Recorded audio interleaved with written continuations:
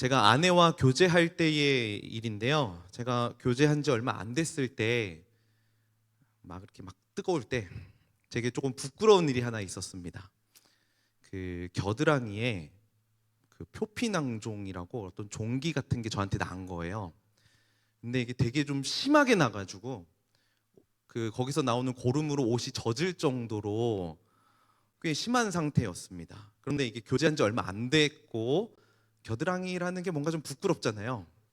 그래서 알리지 않고 나만의 비밀의 이야기로 참고 있었습니다. 만났을 때도 아팠지만 참아야 했거든요. 이렇게 비밀에는 다른 사람에게 알려서는 안 되는 특징을 가지고 있죠. 알리면 안 되는 저만의 비밀이었습니다. 그래서 이런 말을 하기도 해요. 이건 무덤까지 갖고 가야 돼. 이거는 절대 누설되는 안 되는 정말 비밀인 거죠. 정말 꼭 감추고 싶은 것을 가리켜서 비밀이라고 합니다. 그러다 제가 너무 아프고 너무 힘들어서 이 아픔을 참아내는 게 좀 쉽지 않겠다라는 판단이 들었어요. 그래서 그 당시 여자친구였던 우리 아내에게 문자를 했습니다. 내가 좀 부끄러운데, 그래서 이야기하고 싶지 않은데 겨드랑이에 좀 사정이 있어 하면서 막 사정을 좀 이야기했어요. 정말 용기 내서 이야기했거든요. 제 아내가 어떻게 반응했을까요? 더러워, 우리 헤어져.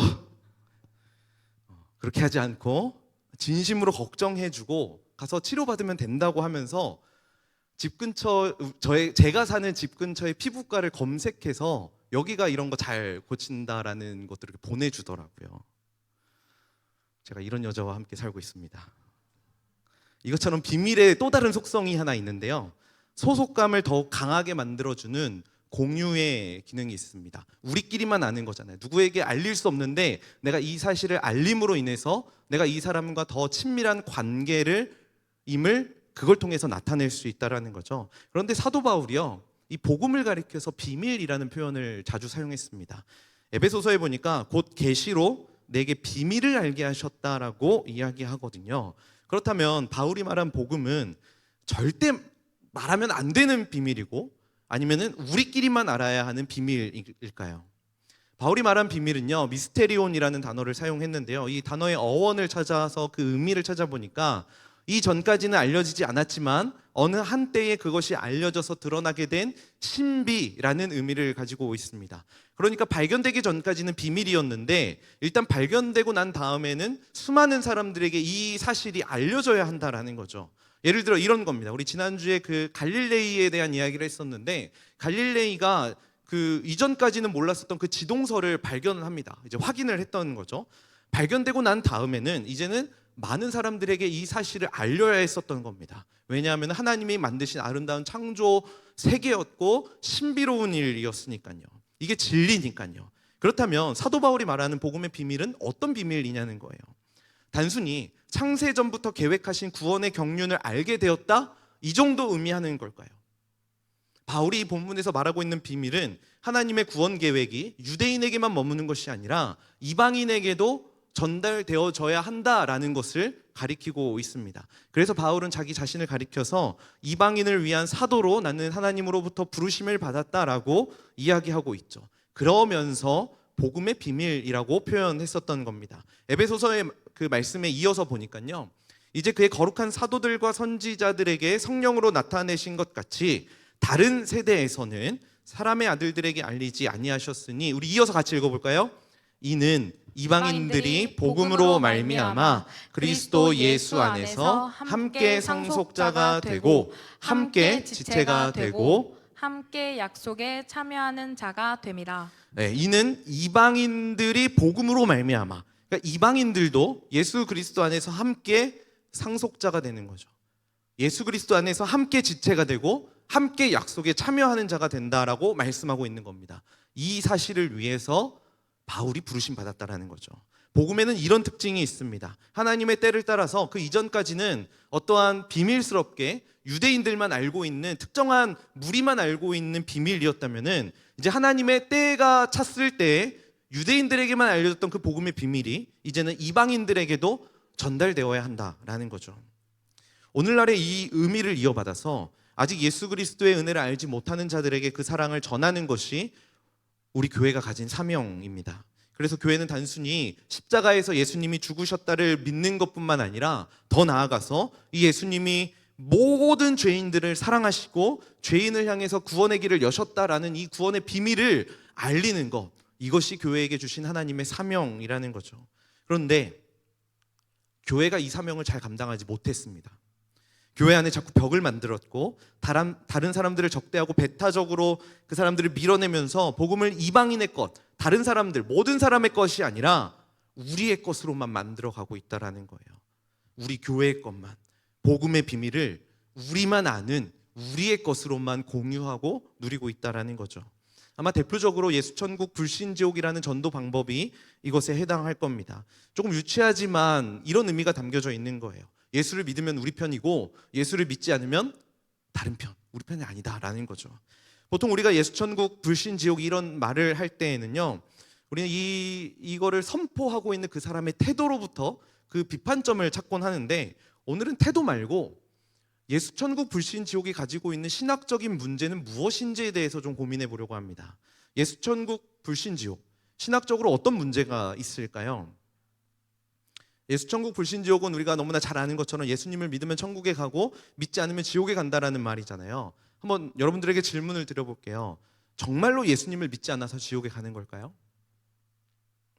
이런 예를 들어볼게요. 제가 죽을 병에 걸렸습니다. 시한부 인생이에요. 그런데 병을 고칠 수 있는 새로운 약이 하나 개발돼서 등장했어요. 그런데 안 먹고 죽었습니다. 그렇다면 내가 죽은 이유를 나는 약을 먹지 않아서라고 이야기할 수 있느냐라는 거예요. 제가 죽은 이유는 여전히 병 때문이잖아요. 그 약은 내가 가진 병을 고칠 수 있는 것뿐이라는 거예요.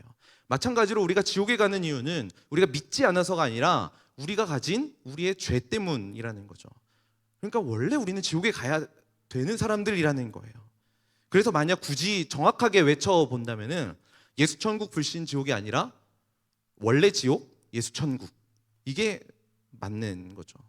그런데 예수천국 불신지옥이라고 외치면서 마치 이 믿음이라는 것에 뭐 대단한 것처럼, 어떤 절대적인 것처럼 여겨서 믿음이 있으면 신앙적으로 뭐 우위에 있어서 선포할 수 있고 믿음이 없으면 좀 아래에 있는 사람처럼 느낄 수 있게 만든다라는 겁니다. 그래서 이런 전도의 방식이 결국에는 태도의 문제와 연결이 될 수밖에 없는 거죠. 나는 예수를 믿어서 천국이라는 그 티켓을 얻은 사람이고 불신인 당신은 지옥행입니다. 판단하고 정죄하고 겁을 주고 무시하는 거죠. 어쩌면 교회가 그동안 복음을 선포하고 증거하는 데 보였던 모습이 바로 이런 모습이지 않을까 싶습니다. 이러한 형식의 복음 전파의 문제는요, 복음을 개토화한다라는 겁니다. 우리만의 것으로 만들고 우리 안에 있지 않는 사람들을 향해서는 배타적인 태도를 보이는 거죠. 그러니까 교회가 교회끼리만 좋은 거예요. 우리끼리만. 교회끼리는 좋고 행복한데 세상 사람들이 교회를 볼 때 개독교라고 손가락질 하는 거죠. 교회끼리만 좋으니까. 저는 이번에 더 앤서 시리즈 말씀을 준비하고 함께 예배하면서 하나님께서 계속 저에게 이런 마음을 주시더라고요. 이게 더 앤서 답을 제공하는 거잖아요. 교회가 세상에 답을 제공하는 것이 맞지만 그 답을 제공하기 이전에 그리스도인들과 교회가 세상으로부터 질문을 받는 공동체가 먼저 되어야 한다라는 것이었어요. 세상이 질문도 안 하는데 우리가 답을 할 수는 없는 거잖아요. 이 말씀은, 이러한 생각은 이 말씀으로부터 시작합니다. 너희 마음에 그리스도를 주로 삼아 거룩하게 하고 너희 속에 있는 소망에 관한 이유를 묻는 자들에게 대답할 것을 항상 준비하되 온유와 두려움으로 해야 된다. 베드로전서의 이 말씀은 흩어져 핍박받는 그리스도인들을 위해 쓴 베드로의 편지였습니다. 아마도 이 편지를 받아든 대부분의 사람들은 복음으로 인해서 예수를 믿는다는 것 때문에 핍박받는 사람들이었고 거의 대부분이 노예와 같은 신분으로 힘들게 또 하루하루 간신히 버텨가며 살아가는 사람들이었을 겁니다. 한번 이 말씀을 이들의 입장에서 생각해 보는 거예요. 그들은 돌아다니면서 복음을 전할 수 있는 상황도 아니었습니다. 그리고 그들이 섬기고 있는 주인을 향해서 예수님 믿어야 됩니다라고 전하기도 어려운 상황이었을 거예요. 그리고 자유로운 환경이 아니었기 때문에 이렇게 돌아다닐 수 있는 그런 상황도 아니었겠죠. 어쩌면 주인이 그 노예들을 때리기도 했었을 것이고 주인이 자신의 편의를 위해서 그 자신의 종들에게 무자비하게 일을 시켜도 주인들이 아무런 가책을 느끼지 않아도 되는 시대에 살고 있었던 사람들이었습니다. 그런데 그렇게 때리고 그렇게 핍박해도 이 사람들이 행복해 보이는 거예요. 이 사람들이 온유했던 거죠. 인내하고 겸손했던 겁니다.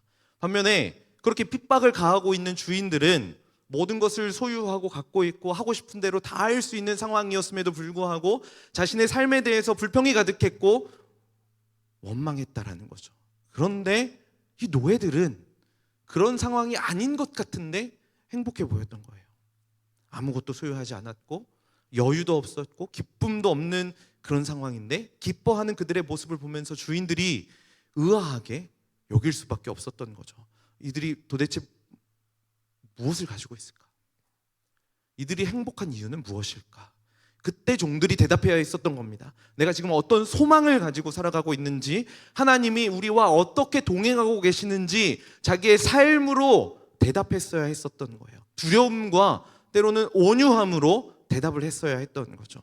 어쩌면 주변에 있는 사람들이 종들에게 찾아가서, 핍박받는 그 종들에게 찾아가서 이렇게 물었을 수도 있어요. 무슨 하나님이 너희 이렇게 힘든데 가만히 내버려 두냐? 예수가 부활이라며, 예수가 능력이라며 왜 너희는 안 도와주는 거냐? 이렇게 물을 때에 이 종들이 대답해야 했었다고요. 이런 노예들의 모습을 보면서 주인들이 위기감을 느꼈던 겁니다. 뭔가 달랐거든요. 이들에게 뭔가 있었던 것 같았거든요. 그러면서 자연스럽게 종들을 향해서, 스스로를 향해서 질문하게 되는 겁니다. 진리가 무엇인가? 그런 차원에도 우리의 삶에도 질문하는 사람들이 있냐라는 거예요. 어쩌면 우리는 그동안 전도에 대해서 답을 주는 것이라고 생각했을지도 모르겠습니다. 여러분, 예수님 믿으셔야 됩니다. 예수님만이 길이고 예수님만이 진리고 예수님만이 생명입니다. 그런데 아무리 외쳐도 사람들이 안 들어요. 우리의 모습을 보면, 우리가 여전히 살아가는 우리의 삶의 모습을 보면 우리가 답을 제공하고 있는 그 사람들과 우리의 삶의 모습이 별로 다를 것이 하나도 없으니까 그 우리가 전하는 예수님, 그 주는 답 안 믿고 싶은 거예요. 저는 이게 오늘날 교회가 맞닥뜨린 위기라고 생각합니다. 대답해야 할 것 준비해야죠. 우리의 태도도 온유함과 두려움으로 준비해야죠. 근데 우리를 향해서 질문하지 않는다면요. 우리를 향해서 질문하지 않는다면 우리가 준비한 게 무슨 소용이 있냐라는 거예요. 소망에 관한 이유를 묻지 않는 것만큼 절망적인 상황도 없다라는 겁니다. 그래서 이런 관점으로 성경의 역사를 쭉 살펴보니까 교회가 마주했었던 위기는 교회가 질문을 받지 못할 때였습니다. 오늘 우리가 읽은 아모스서에도 그런 질문을 받지 못한 이스라엘 백성들의 모습이 등장합니다. 정확하게 말하면 이스라엘 백성들이 살아가는 어떤 삶의 모습으로 인해서 아무도 진리에 대해서 궁금해하지 않습니다. 자, 그렇다면 이스라엘 백성들이 뭘 그렇게 잘못했을까요? 오늘 본문은 이스라엘 백성들의 타락한 모습을 이렇게 기록합니다. 우리 8장 4절부터 6절인데요. 같이 한번 읽어볼까요? 가난한 자를 삼키며 땅에 힘없는 자를 망하게 하려는 자들아, 이 말을 들으라.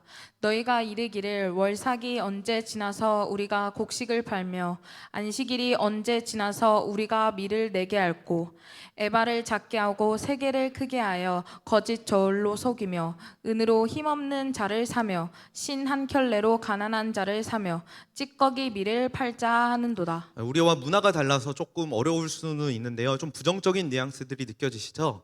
가난한 자들을 삼켰고 힘없는 자들을 망하게 했습니다. 그리고 5절에 보면은 월삭이라는 말이 나오고 안식일이라는 말이 나오는데요. 월삭은 이스라엘 백성들이 매월 첫날 드렸던 예배를 가리킵니다.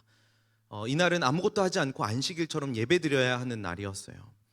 그런데 이스라엘 백성들이 지금 월삭과 안식일만을 기다리는 거예요. 왜? 그때가 지나야 곡식을 팔아서 돈을 벌 수 있거든요. 메시지 성경에 보니까요, 이거를 이제 현대의 문화에 맞게끔 이렇게 번역을 해놨더라고요.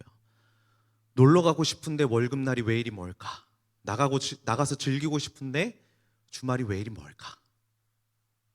하면서 베푸는 것 없이 늘 받아내려고만 하는 정직하게 땀 흘려 일하지 않는 너희는 가난한 이들이 착취하고 이용하다가도 이용 가치가 사라지면 주저없이 버린다. 놀러 가고 싶은데 월급날은 왜 이리 먼지, 나가서 즐기고 싶은데 주말은 왜 이렇게 안 오는지, 유일하게 쉴 수 있는 날인데. 근데 여러분, 이 질문은요, 세상 사람들도 동일하게 하는 질문이에요. 근데 교회가 보여줬던 모습이 바로 이런 모습이라는 거예요. 그러니까 교회를 향해서 무슨 질문을 던지겠어요?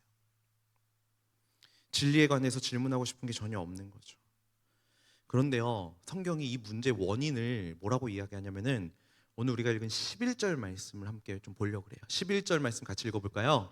주 여호와의 말씀이니라. 보라, 날이 이를지라 내가 기근을 땅에 보내리니 양식이 없어 주림이 아니며 물이 없어 가람이 아니요 여호와의 말씀을 듣지 못한 기갈이라. 하나님 뭐라고 얘기하시냐면은, 말씀을 듣지 못해서 그런 거다. 너희에게는 여호와의 말씀이 없다라는 것이었습니다. 그런데 아마 이 말씀은 이스라엘 백성들에게도 굉장히 충격적인 말씀이었을 거예요. 왜냐하면 이들은 말씀이 그들의 삶의 우선순위였거든요. 이스라엘 백성들은 정말 예배의 열심이었습니다. 하나님의 말씀을 배우는데 굉장히 열심이었습니다. 교회에 빠진 것도 아니었고, 항상 회당에 모여서 절기마다 찾아가서 예배했었고, 하루에 3번씩 기도에 힘쓰는 자들이었습니다. 비록 삶 가운데 도덕적으로 훌륭하지 못한 모습이 있을지언정 이들이 말씀은 잘 들어왔다고요. 그런데 우리 하나님이 그 이스라엘 백성들을 향해서 지적하시는 것은 너희 말씀 안 들었다라는 거예요. 이거 우리에게 말씀하시는 것처럼 들리는 거예요. 너희 예배 안 드리고 있다? 얼마나 억울합니까? 주말에 이 귀한 시간 내서 힘들게 왔는데 교육부부터 섬기고, 찬양팀, 워십팀, 리더로, 행정 리더로, 그리고 이게 끝이 아니잖아요. 우리 오후 예배도 드려야 되고 훈련 사역도 해야 되잖아요. 열심히 하고 있는데 그거 안 받으시겠다라는 거예요.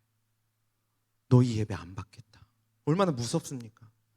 여전히 세상 사람들과 동일하게 살아가면서 삶을 통해 그리스도를 전하고 있지 않은 우리의 삶을 향해서 하나님 말씀하시는 거예요.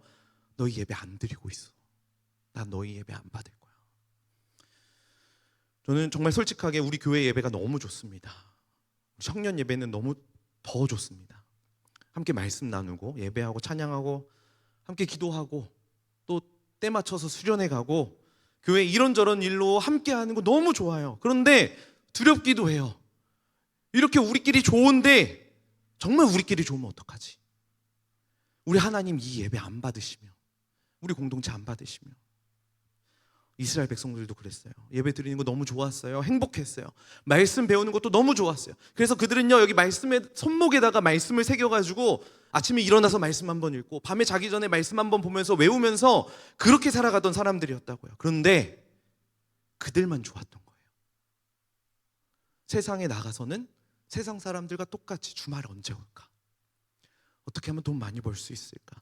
더 많이 이윤을 남기는 거에 관심 갖고, 가난하고 힘없는 자들은 착취하는 거예요. 어떻게 하면 내 돈을 더 불릴 수 있을까? 어떻게 하면 더 많은 사람들한테 인정받을 수 있을까? 어떻게 하면 더 성공할 수 있을까?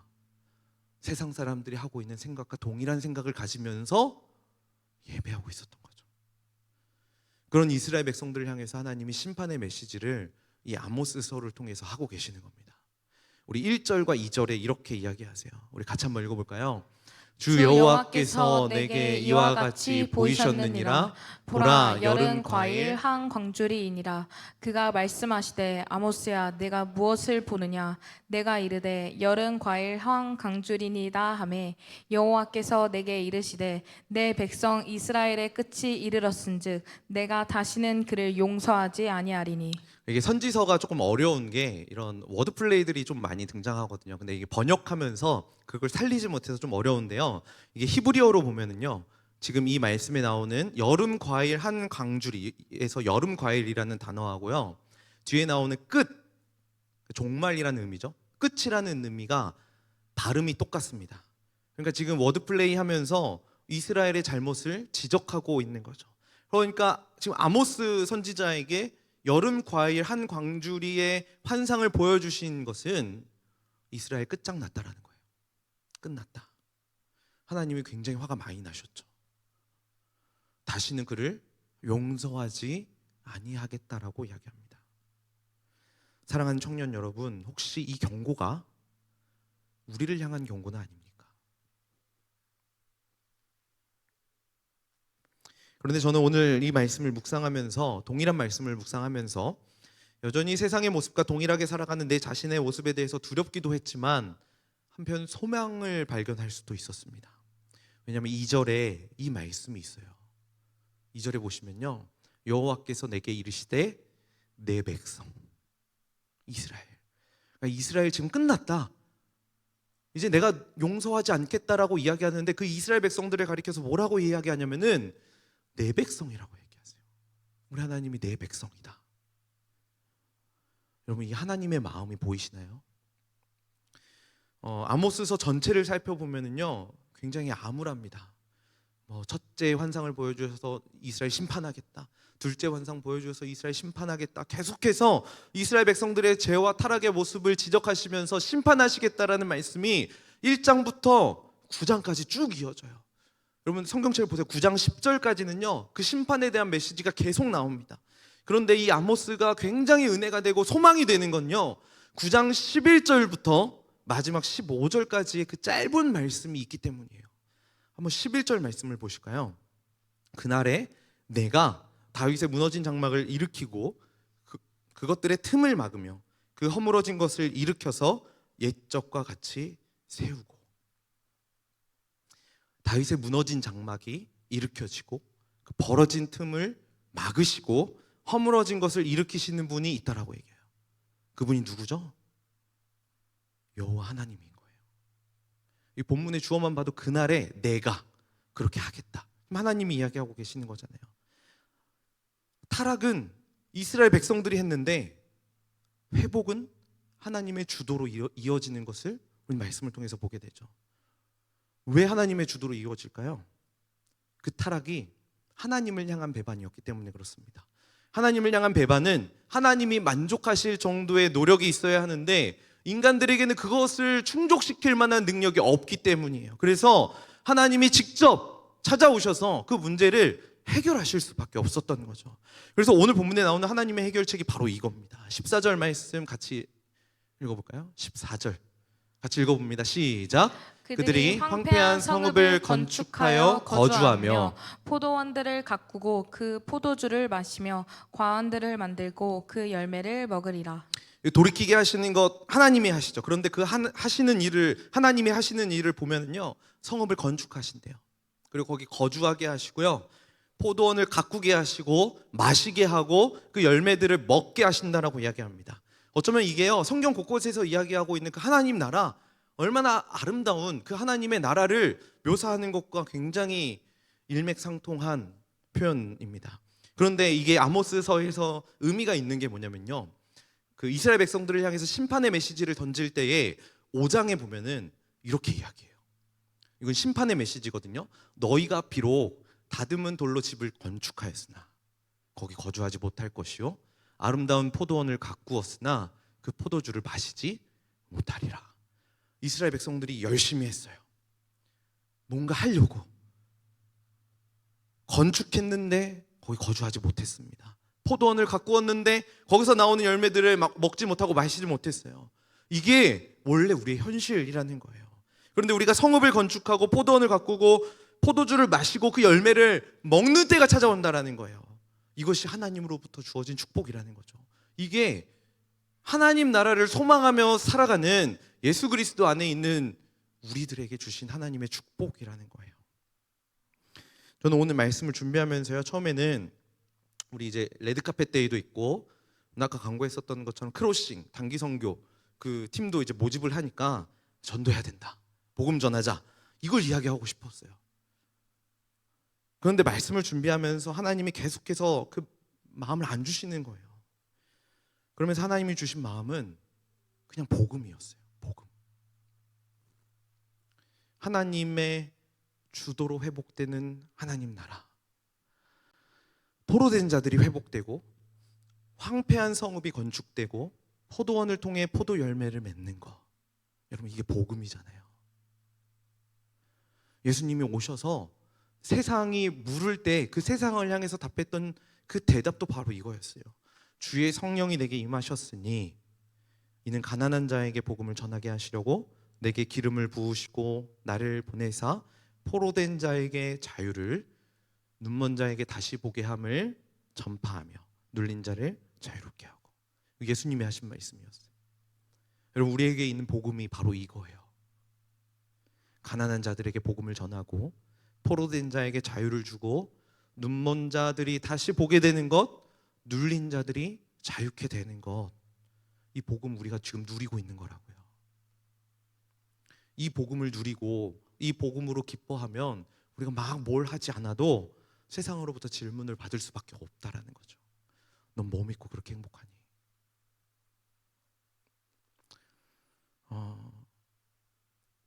이런 말을 할 때 조금 조심스러운 게 행복하지 않은 지체들이 있을 수 있겠다라는 생각이 들어요. 그리스도인들은 행복하지 않는데도 막 스스로 암시해서 난 행복하다, 난 복음 때문에 행복하다, 이걸 말하고자 하는 것은 아닙니다. 예수님 믿지만, 그리고 교회 나오지만 행복하지 않을 수 있죠.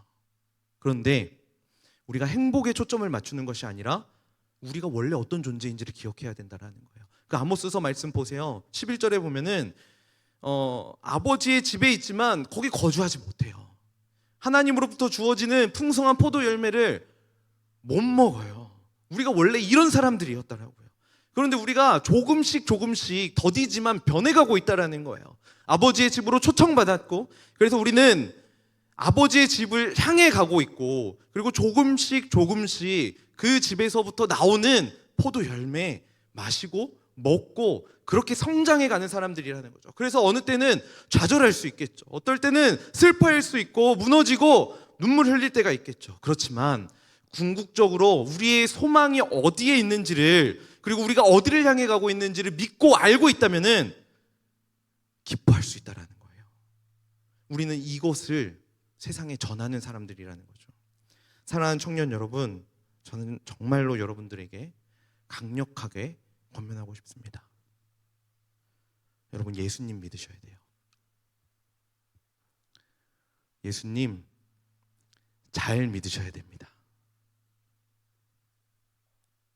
이 말은요, 예수님을 믿고 난 뒤에 얻어지는 부수적인 것에 마음을 빼앗기면 안 된다라는 말인 동시에 예수님을 믿기 이전에 어떤 절망과 죄책감에 좌절할 필요가 없다라는 의미와 같습니다.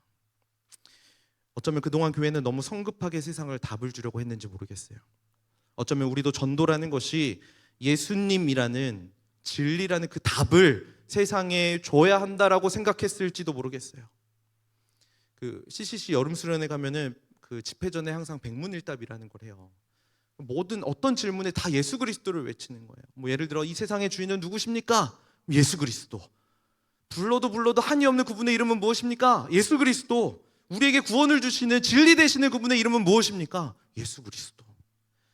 모든 질문에 해답되시는 예수님에 대한 고백이죠. 근데 여러분, 이 대답은요, 거기에 모여 있는 사람들에게만 의미가 있는 거예요. 이거는요, 우리에게만 의미가 있는 거예요. 여러분, 오해하지 마세요. 저는 예수님이 우리 인생의 유일한 해답이고 더 나아가서 온 우주의 해답이라는 사실을 전적으로 동의하고 믿고 있습니다. 그런데 이 해답이 누군가에게는 굉장히 의미가 있을지 몰라도 누군가에게는 의미가 없을 수도 있어요. 저는 전도가요, 예수 그리스도만이 우리의 유일한 해답이라는 그 안에 담겨져 있는 그 의미, 그 함축되어져 있는 그 의미를 선포하는 것이라고 생각합니다. 우리가 레드카페 데이도 준비할 거고 오늘부터 그 국내 단기 선교인 크로싱도 모집할 겁니다. 저는 우리 청년들이 어떤 선교와 어떤 전도의 열매를 바라기 이전에 이런 시간들을 통해서 우리가 세상에 어떤 의미를 전달할 수 있는 사람이 되길 소원합니다. 기독교 역사를 보면은요, 선교와 이 전도라는 것이 항상 문제가 될 때는 이게 제도화될 때였습니다. 선교가 제도화되고 전도가 제도화되는 거예요. 그래서 전도와 선교가 굉장히 거추장스러워졌어요. 그리고 전도와 선교를 바라보는 우리의 시각도 뭔가 굉장히 거추장스러워졌어요. 너무 생각이 많아졌어요. 근데 사실 전도는 간단한 거예요. 그냥 복음으로 행복한 거, 나는 그 복음으로 행복한 것에 의미를 가지고 가는 사람이다라는 것을 보여주는 거, 이게 전도잖아요. 이런 거라면은 그 누구도 할 수 있다라는 거죠. 그런데 이런 질문을 던질 수 있겠다 싶어요. 우리의 가정이 아직 복음화가 안 됐는데요. 우리 집에 먼저 복음을 전해야 되는 거 아닌가요? 우리 가정도 복음이 아직 안 전해졌는데 무슨 크로싱이고 무슨 해외 선교입니까? 그런데 얘기했죠. 우리 생각이 너무 많아요. 꼭 전도를 이야기할 때, 어떤 걸 이야기할 때는 이런 우선순위가 굉장히 중요해져요. 그런데 복음 전하는 거에 우선순위가 어디 있습니까? 복음 전하는 건 그냥 삶이라니까요. 내게 주어지는 상황과 내가 할 수 있는 것들은 그냥 하는 거예요. 여러분, 밥 먹을 때 여러분 반찬 어떻게 드세요? 고기 반찬 있고 뭐 콩나물 반찬 있고 김치 있고 뭐 생선구이 있고 이럴 때 어떻게 먹으세요? 내가 좋아하는 고기 먼저 다 먹고 김치 다 먹고 콩나물 먹고 맛이 없는 생선 나중에 먹고 이렇게 안 먹잖아요. 고기 먹기도 하고 밥 먹고 김치 먹고 골고루 먹잖아요.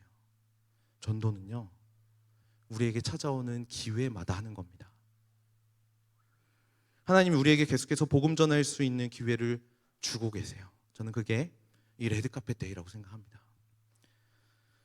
우리가 평소에 얼마나 전도할 수 있겠어요? 이런 기회를 이용하는 거죠. 크로싱과 같은 그 시간들 이용하는 거예요. 우리가 언제 그 복음이 필요한 우리의 손길을, 우리 젊은 손길들이 필요한 교회에 가서 복음 전하겠어요? 도와주겠어요? 이용하는 자들이, 이 시간들을 이용하는 자들이 복음의 가치를 경험할 수 있게 되는 거죠. 제가 이번 주 중에 이런 기사를 보게 됐어요. 2019년 10월에 부산의 한 산부인과에서 그 생후 5일 된 아영이라는 아이를 그 간호사가 바닥에 떨어뜨려서 그 아영이가 두개골 골절상을 입고 의식불명에 빠졌다라 그래요. 2019년의 일이었어요. 그래서 4년 가까이 인공호흡기에 의지해 오다가 지난 6월에 내사 상태에 빠져서 심장, 폐, 간장, 신장을 또래 4명의 친구들에게 선물하고 이제 세상을 떠나게 됐다라는 기사였습니다. 아마 처음에 이 기사가 나오고 굉장히 이슈가 됐었을 거예요. 그런데 또 잊고 있었던 제 자신이 너무나 부끄러웠습니다. 그런데 그 기사에 이런 내용이 담겨 있었어요. 아영이의 심장을 받은 어린아이의 주치의가 그 심장을 준 아영이의 부모에게 쓴 편지였습니다. 제가 한번 편지를 그대로 읽어볼게요. 아영이의 심장은 돌 무렵 신부전으로 입원해서 심실보호장치에 의지해서 400일 넘게 병원에 갇혀 지내던 아이가 받았습니다.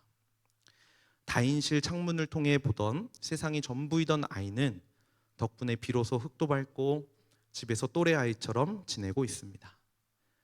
450일이 지나 병원 밖을 처음 경험한 아이는 모든 게 새롭고 신기해하고 있습니다. 그 아이가 누리는 평범한 일상은 모두 아영이 덕분입니다. 생명 유지 장치 줄에 매여 기계로부터 떨어지지 못하고 살던 아이의 기적과 같은 일상은 모두 아영이와 힘든 결정을 해주신 아영이 부모님 덕분입니다. 오래오래 뛸 수 있게 최선을 다해 돌보겠습니다. 아직은 아이이지만 더 자라면 2사람 몫을 살아야 한다고 감히 부담을 주겠습니다. 처음에는 그냥 가슴이 좀 메이고 슬프고 좀 이런 현실이 굉장히 답답했습니다.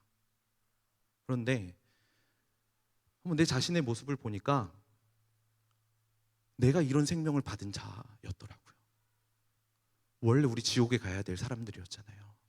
그런데 예수님의 그 사랑과 은혜로 인해서 우리가 그 구원을 받게 된 자들이 되었다라는 거예요. 우리도 생명을 얻게 되었잖아요. 그래서 저는 마지막에 이 고백이 너무 좋았어요. 아직은 아이이지만 더 자라면 2사람 몫을 살아야 한다고 감히 부담을 주겠습니다. 여러분, 어떤 부담을 가지고 살고 계십니까? 어떤 마음을 가지고 살고 계십니까? 혹시 우리의 삶이 여전히 예수 그리스도를 알지 못하고 세상 가운데 살아가는 세상의 사람들과 동일한 모습으로 살고 있지는 않으십니까? 우리 시간에 좀 기억했으면 좋겠어요. 내가 그러한 생명을 받은 사람이라는 것, 내가 그러한 생명을 받고 영원한 천국을 바라보면서 소망할 수 있는 사람이라는 것, 사실 부담스럽습니다. 전도하는 거, 복음을 전하는 거, 우리 믿지 않는 가족들에게 복음을 전하는 것, 친구들에게 복음을 전하는 것, 더군다나 레드카펫 데이에 초청하는 것, 굉장히 부담스러운 일이죠. 근데 원래 부담스러운 일이에요. 우리가 생명을 받은 자라면 그 부담 가지고 살아야 된다라니까요. 그래서 이 부담감에 초점 맞추지 마시고요, 우리가 이 부담감을 가져야 하는 그 이유, 그 예수 그리스도, 그 복음, 그걸 우리가 좀 기억했으면 좋겠어요. 다시 좀 복음으로 돌아가고, 예수 그리스도의 십자가로 돌아가고, 우리를 구원해 주신 사랑으로 돌아가고, 그것 때문에 살아갑니다. 이것으로 살아가겠습니다. 이거 전하겠습니다. 우리 이렇게 고백합시다.